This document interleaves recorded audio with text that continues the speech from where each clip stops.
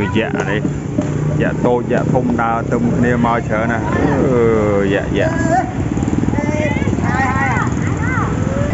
ហើយទិដ្ឋភាពនៅស្រុកស្អាងឯយ៉ារំទិញម៉ងយ៉ាមកច្រើនណាមកក្រុមធំយ៉ាអូយ៉ាសបាយណាថ្ងៃនេះថ្ងៃអាទិត្យមានយ៉ាហងហ៎អូខេ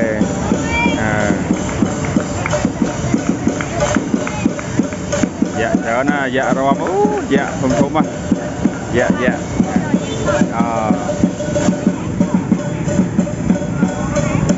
នៅស្រុកស្អាងអានេះ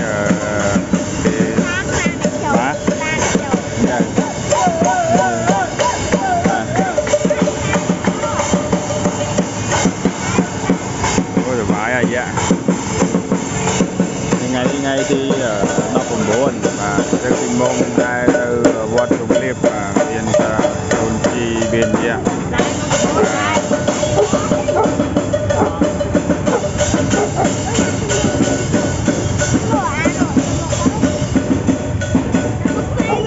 អេ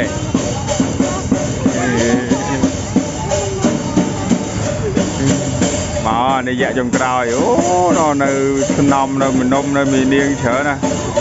អូគេរំសបាយណាមកផ្ទះចរាចរច្រើនណាសំខាន់ណាស់បែនងៀបនេះទិញម៉ោងហើយទៅវត្តរំលៀបបាទឥឡូវផ្ទះផ្លូវបន្តពីច្រើនណានេះពីច្រើនឲ្យតែថ្ងៃ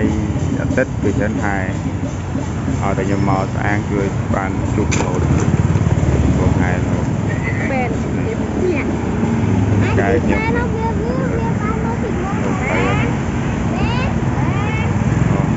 ទៅវត្តរំលៀប